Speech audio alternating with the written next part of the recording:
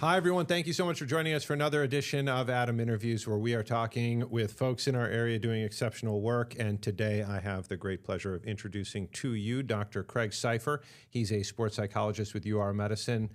And I want to thank you so much for joining us, taking the time out of what I know is a very busy schedule. Yeah, it's my pleasure. I'm really happy to be here and be able to talk sports psych a little bit with you. Yeah, how were you able to free up time to come into the studio? Need to make sure I could block it off well ahead of time, certainly with my schedule these days. Absolutely. So sports psychology, a lot of us back in the day, it was mainly applied to Chuck Knobloch and the Yips and, you know, basically those major things at the national level. But the more I get into youth sports through my son, I realize I'm hearing a lot of people calling for it. They're wondering whether it would be useful and all that.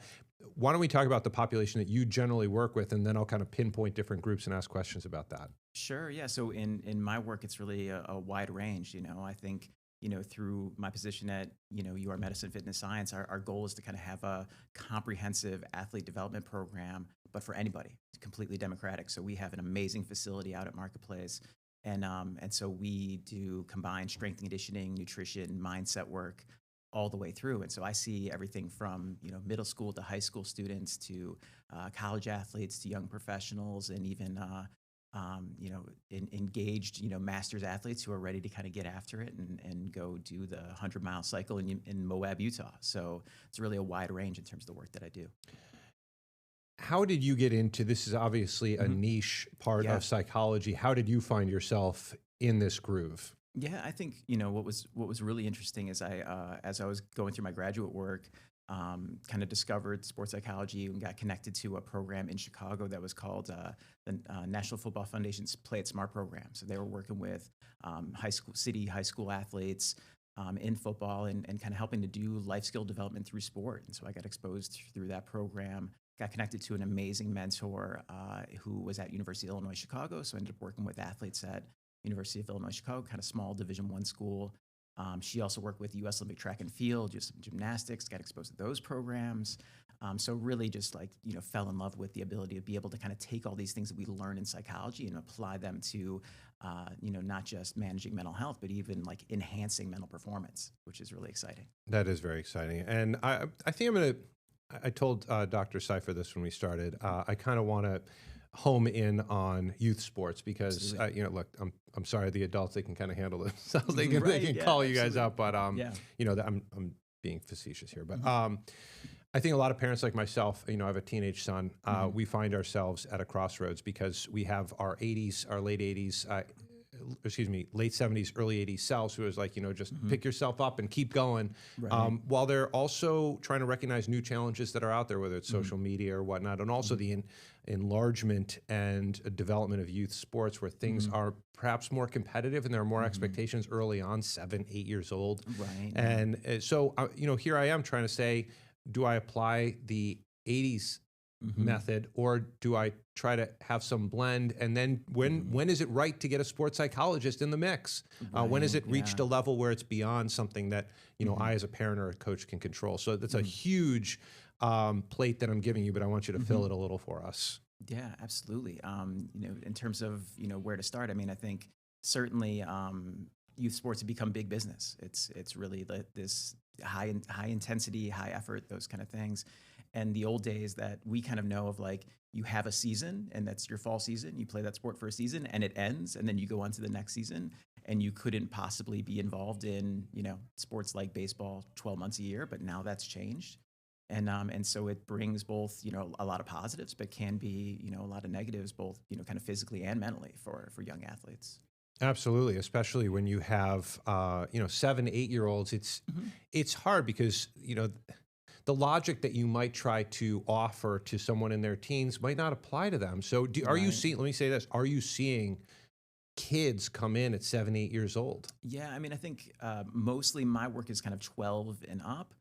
Sometimes I will see, you know, younger athletes, usually in those kind of high intensity sports of, you know, maybe gymnastics or that kind of stuff, where even at 8, 9, 10 years old, you could be traveling, you know, nationally, internationally.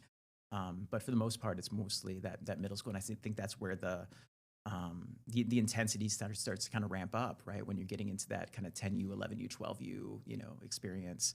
that's where we see that intensity and some of the pressures and also the seriousness, like, of the level of play that you start to see. All right. I don't want to be a Debbie Downer here, so I'm going to start No. with what are some of the positives that you've seen when it comes to the development of youth sports, perhaps some of the approaches that have changed over the years, and then I'll get into kind of what some of the things that perhaps need to be fixed or fine-tuned. So the positives that you're seeing from today's approach to athletics in youth. Yeah, I mean, I think some of the positives are just the opportunities when you have a really passionate, child who's really kind of found the thing that they've loved. Being able to get them involved in those things, at an intensity that matches their intensity can be fantastic. I mean, I think if we think about even things like like a sport like football, which was very limited to the fall, you can have opportunities in terms of strength conditioning and skill work outside of it. There's 7-on-7 programs in the spring.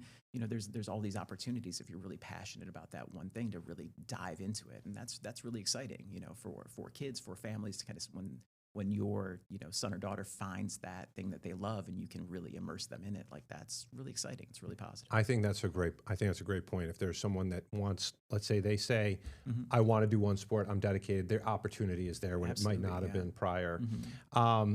Some of the drawbacks that you're seeing with the new environment, if you will. Yeah, I mean, I think we do worry about things like burnout.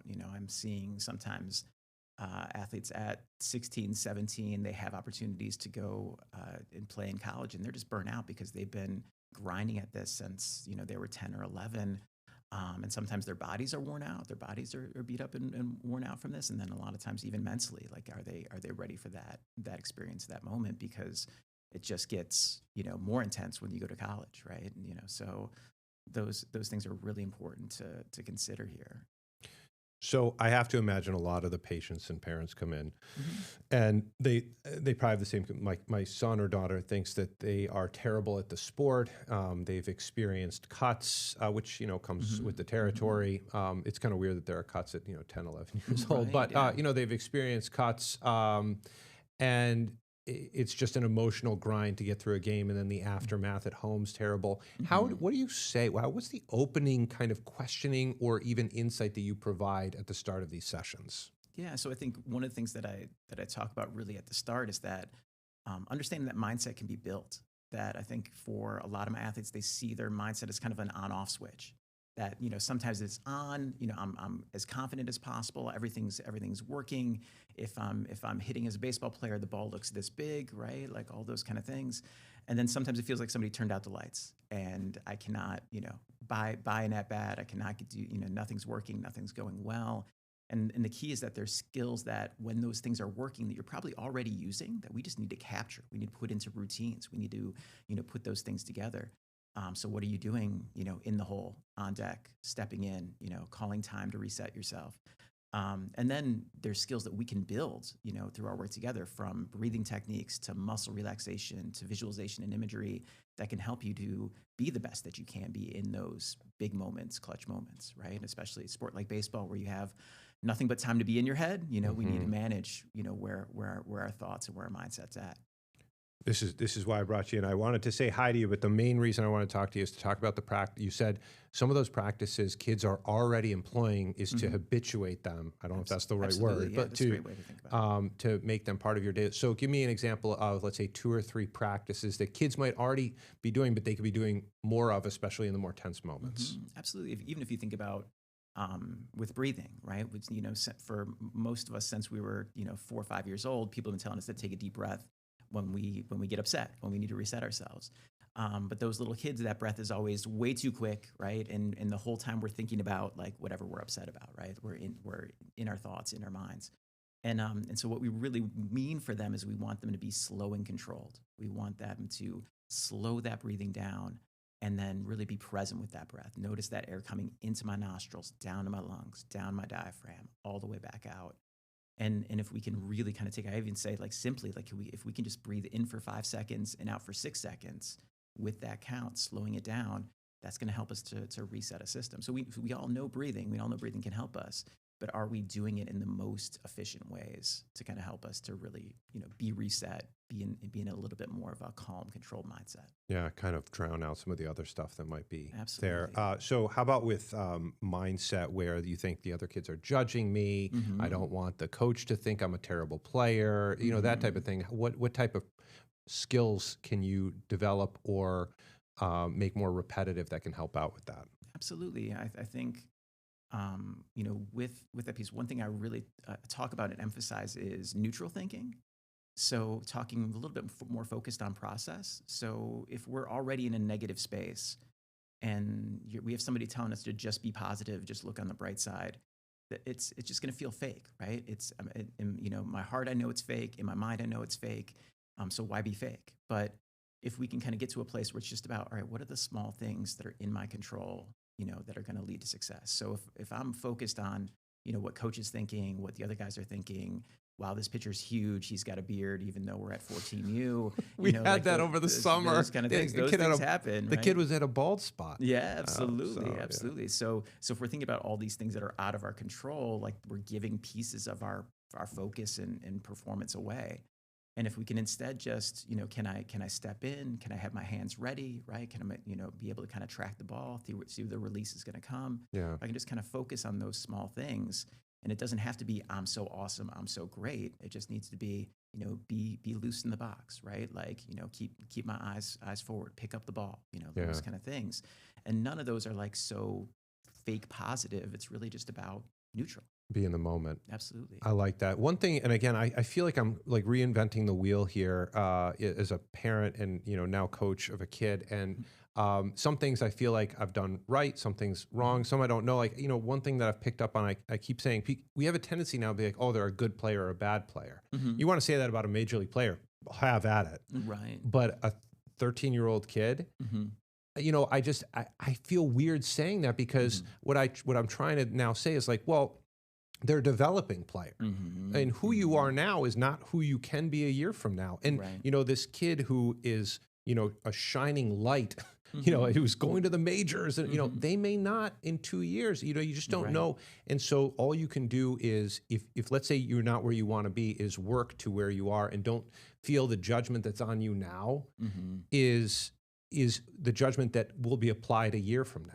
I don't know. It's just I'm kind of rambling now, but if you could kind of speak to it, I'm sure you've had these conversations many times over. Absolutely, and understanding that that 12 or 13-year-old who's standing in front of you is going to look nothing like the 17-year-old that they're going to be down the road, and so how much can we kind of keep as many kids in the sports that they're interested and passionate about, help direct them to their passions becomes pretty key because. I think we, unfortunately, with kind of some of the cutthroat kind of approaches, we force kids out of certain sports, either because of financial issues, like and access issues, or because it's just like, okay, no, like this is your position, and you're just going to play 3 innings in right field, and like that kid could, sometimes we might be putting a lacrosse stick in their hands by doing that, right? That's we may be pushing them out of certain sports when they have this talent that can develop through that. Yeah, absolutely. Another case, a friend of mine has a daughter who is playing a sport, and she was very good.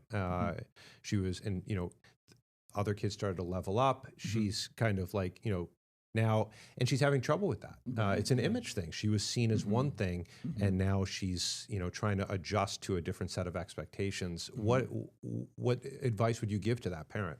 Yeah, well, I think, one thing that we get caught up in are the results, right? So I promise for all the parents listening, like you are not going to remember the complete record and scores of that 11U season in any sport or whatever. So we're getting so caught up in that, and so we need to kind of shift from how many goals scored or those kind of things, or like what are her skills? What does she love about it? Like what are the things that she's falling in love with?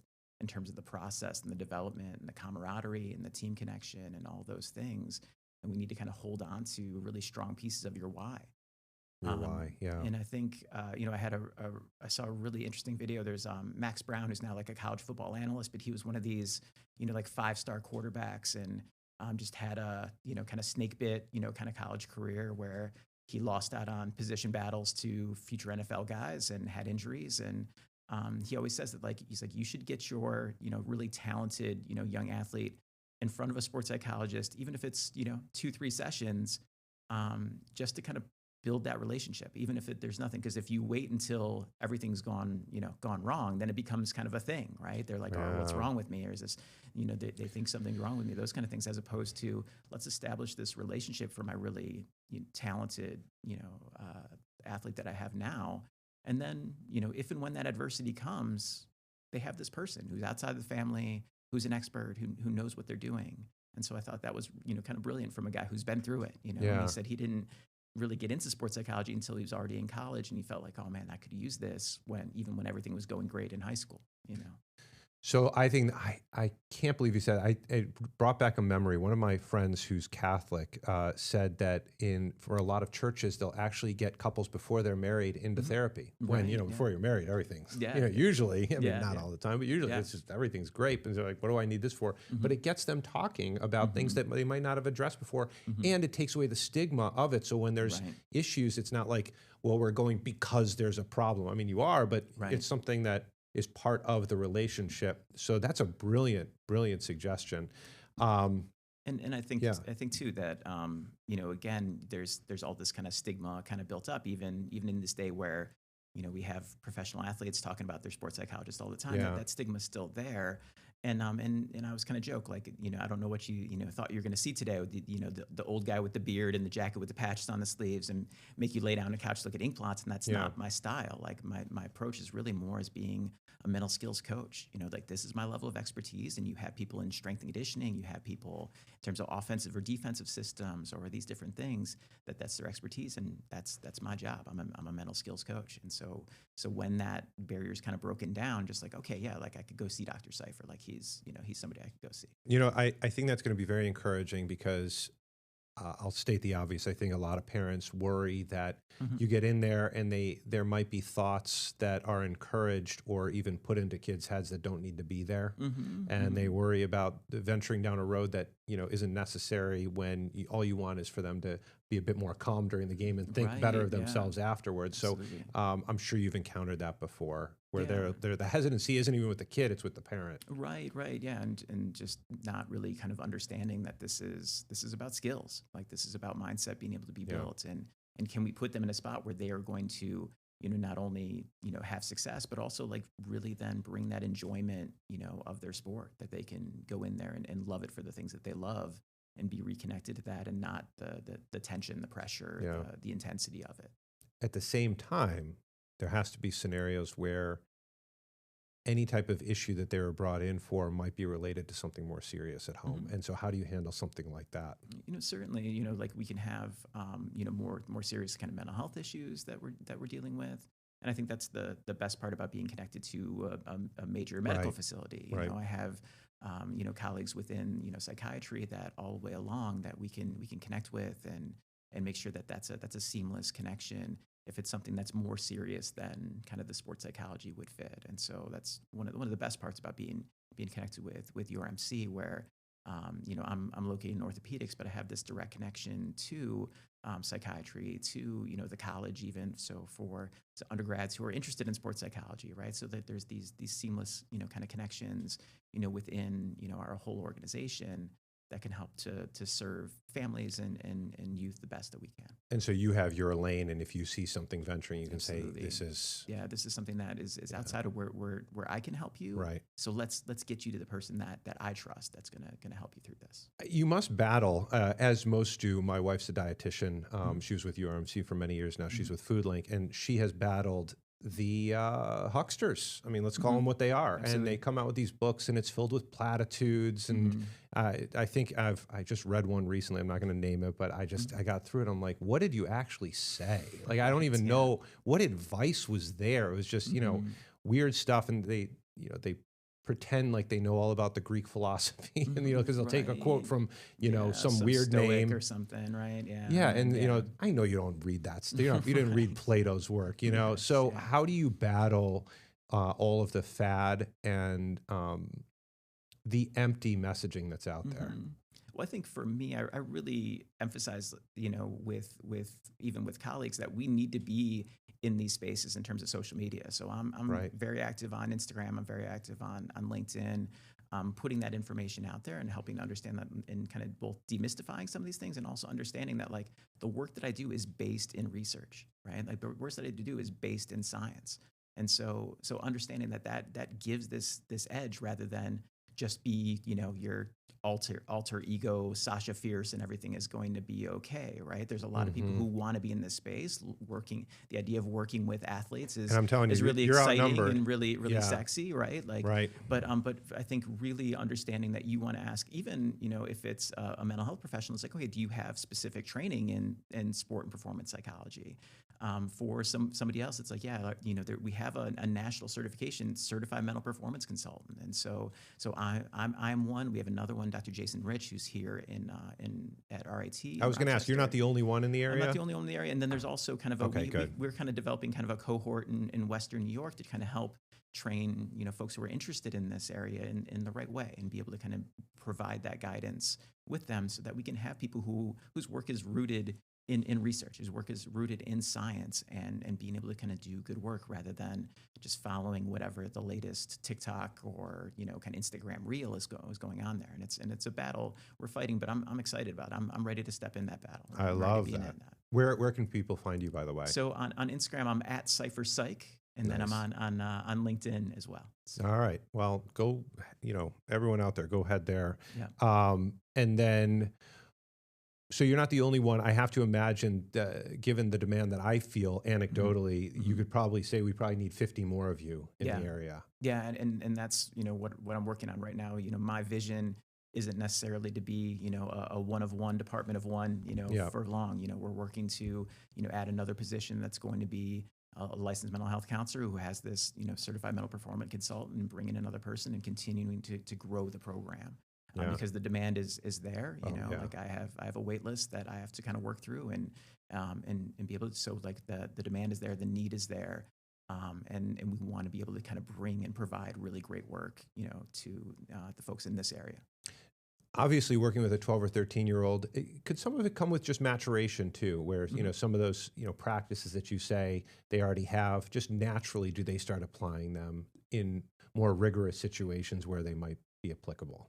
Right. I think you can see that. The worry is that at that level of kind of frustration or difficulty, are they making rash decisions then along with that 13, 14-year-old emotionality that they kind of can't take back, right? So if they decide to kind of quit or retire from that sport, and then are they going to regret it at 16, 17, and there won't be those opportunities, right? So certainly some of the maturation can kind of help with that, but there can be kind of these critical times where we want them to be able to kind of be in that sport, enjoy it, and find joy in it in a way that they can kind of find that success. And I always kind of say, like, my background's in football, and I love like trick plays. And I always say that my trick plays, that these skills aren't just for on the field, right? Like these are skills for life. And once you have them for test taking, you have them for, other social situations that are stressful, that are difficult. One of my great moments, one of my University of Rochester volleyball players was talking about using her breathing techniques in the 5 minutes before her internship interview that she was dying to get for the summer. And I'm like, yeah, like this is what it's about. It's not about your serve, right? It's not about that. It's about these skills that we're putting in place for you, that these are mindset skills for life. Which is really what sports is supposed to be, right? I mean, it's supposed to give you a very comfortable environment, or non-consequential, or not as consequential of environment, where you can learn these things. So when you go out to the real world, you're prepared. And I'm just worried we're treating it like the real world, and these kids are suffering because of it. Absolutely. There's an old line from Bill Parcells that, like, nobody cares, right? Like, the reality is, like, I have, I'm a dad as well. I have a son who's, at SUNY Cortland. He won a national championship in football, was part of a national championship football team in 2023. And really, nobody cares. Nobody really knows. Unless you went to SUNY Cortland, you do not know that they won the national championship in 2023, right? Like, people are like, oh, maybe they kind of remember that.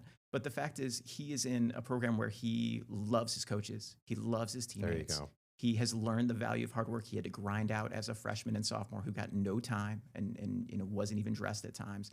And then, is kind of starting as a redshirt junior. And he is learning something that he loves to learn. He talks to me all the time about his major in exercise science and what he loves there. And when I have a pulled muscle, he's like, "Yeah, Dad, that's your serratus major, right?" Like that kind of stuff. Yeah. So that's what really matters. Like you have this sense of a connection that you're building and that you want them to have. And like we got to really find a way to kind of keep kids connected to those pieces within that. Within. Being able to kind of have a bigger picture view of what we're trying to learn and what we're trying to develop through this, because it's going that those days are going to come to an end, whether that's at the end of college, at the end of high school. And so we want to make sure that they're getting the lessons that we want them to get out of this experience. I love that. My friend always says, these are the good old days, to Absolutely. his kids. He has a team, and that's what he always says. And I love that line in Moneyball when Billy Beane says, at some point someone's going to tell you can't play the kids' game anymore. It might be when you're 13, it might be when you're 18, Right. it might be when you're 40, but Right, at some yeah. point that's going to happen. Absolutely. And so knowing that, maybe appreciating the journey, not the end result. Absolutely. Right. Being immersed in process and enjoying that process. So unfortunately, I can't believe we only have 2 minutes left. I wish this was like an hour long. So I finished this book. It was something like The Man Who Mistook His Wife for a Hat, and it was basically a psychologist from the 80s, and he broke down, I'm sure you've seen it, they do these like stories, and they kind of use case examples, basically, Right, yeah. cases, and it shows, obviously you can't use names and everything. Before we go here, give me one case where it was a very difficult student athlete that came in and, you applied certain things in the result. Yeah, I think trying to kind of think about like what would be a really good example there, but I think for one of my athletes who has been kind of vocal herself about like the success that she had with that, but just kind of going to we take our lacrosse very seriously out here, and so she was able to go to like a high level program that was kind of playing at a very high level and dealing with the pressure and managing the pressure of coming into that, and being able to kind of build these skills and also kind of build that perspective of how do we just build each day. I talk a lot about how do we reflect after a practice, after a game, and we want to kind of take this approach that's either sustain and improve, right? Like what are 2 or 3 things that I did well? What are things that worked and we keep going? And what are 1 or 2 things that I want to do? And so that just kind of helped her to kind of build each day rather than be like, well, am I measuring up here? Am I measuring up there? It's like, okay, I'm taking away 2 or 3 things that worked for me today, 1 or 2 things that I have for tomorrow, and then I'm going to build from today to the next day to the next day. And she had a really successful then, career, at her school, with that, and has now moved on to coaching. And so is applying those as a coach as well. It's got to be so weird. It's like you have to care about winning, but not care about winning. Absolutely. It's like, right? it's a difficult balance. Absolutely. And keeping that balance is what's key, right? Like Yeah. we're not taking the competitiveness out of this, right? We want to make sure that you are competitive, that there's value in that. Right. But if you take care of the process, then the outcomes are going to be there, right? Yeah. And that's not 100%, right? Like, you're not going to shoot 100%. You're not going to hit, 1,000. So you have to make sure that you are dialed in on process, because that's what's going to give you the best chance to kind of have that success. All right. So the goal now for you, our scientists that are out there, is you need to figure out a way to clone Dr. Cypher. It's like the Mickey 7. I know it's Mickey 17 in the movie theater, but Mickey 7, the book written by a local author, by the way, who I interviewed. It has to be like Cypher 1, Cypher 2, Cypher 3. So we can get more kids the help that they need. So. Absolutely. Thank you so much for joining us. It's my pleasure. I appreciate it. When you get your next break in a year and a half, we'll have you back here. Absolutely. And Absolutely. we'll continue the conversation. We'll take on the next step of the conversation. Absolutely. Sounds good. Okay. Thank you for joining you. us. Dr. Cypher joining us from UR Medicine Fitness Science. Always a pleasure to have the folks doing great work in our community here talking to us. This one in particular, this topic affects a lot of you. So if you got a lot out of this, please tell your friends and family to download the Rochester First app so they can see it. It's going to be streaming there. They can click on it, maybe have the kiddo watch it with them, kind of see where things are. And if you need the help, reach out to UR Medicine Fitness Science or find Dr. Cypher online. As he noted, he's on Instagram. And I'm certainly going to be going on there, and we can start learning the lessons that he is teaching. So with that, I want to thank all of you so much for joining me once again, and I hope you have a wonderful evening. Take care.